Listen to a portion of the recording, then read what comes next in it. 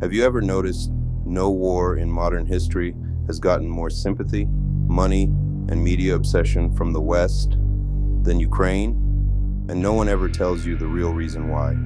They said it was about freedom. They said it was about democracy. They said Russia just woke up one day and decided to invade. But none of that explains why over $100 billion was funneled into a country most Americans couldn't even find on a map. It doesn't explain the flags, the celebrities, the hashtags, the standing ovations in Congress. And it definitely doesn't explain why this war was predicted. Because behind the smoke of propaganda, there's a truth that was never meant to be found. This is Hidden Signal. It didn't start when the bombs fell, not when the troops crossed the border, not even when Crimea changed colors on the map.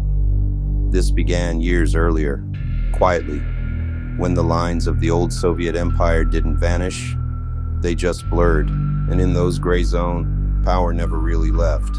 It adapted. Ukraine sat at the fault line, one foot toward Europe, one still stuck in Moscow's shadow, and someone, maybe everyone, wanted to decide for them. This wasn't just politics, it was legacy, territory, gas, but more than that, it was narrative.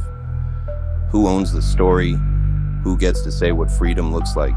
Who gets to erase the other side's version? After the fall of the USSR, Russia didn't just lose satellites, it lost its insulation. NATO moved closer, missiles moved closer, and Ukraine, sitting right on the edge, became the battleground without firing a shot. Until it did, but long before tanks rolled in, the internet was already full of smoke. Some called it propaganda, others called it truth, and honestly, maybe it was both.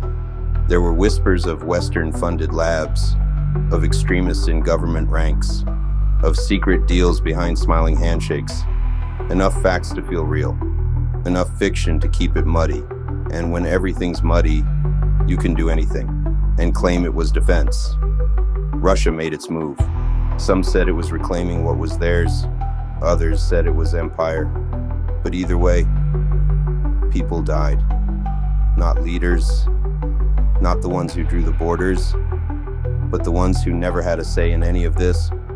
And then the world picked sides, not because they cared about Ukraine, but because conflict is leverage, because rebuilding means contracts, because chaos makes money. For the right people, everyone condemned the invasion, but not everyone walked away from the table. Sanctions came. So did energy deals. So did weapons. So did profit. And beneath all the noise, a familiar shape emerged. One nation's war becomes everyone's business. Truth gets buried under headlines. History gets twisted in real time. And by the time it's over, no one's sure who started it or why. But the pattern is clear. It always is. Create a threat, blur the lines, move in, blame someone else, whether it's Iraq, Syria, Libya, Afghanistan, now Ukraine. And who's next? Ask the right questions, and you're called a sympathizer. Stay quiet, and you're complicit. So here we are, in between, watching, because maybe this isn't about East versus West, or democracy versus dictatorship.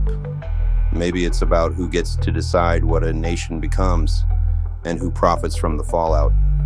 That's not a conspiracy. That's the oldest play in the book. But the ones writing it don't want you to read past the headline. This is Hidden Signal. And if you're still watching, you're not supposed to forget.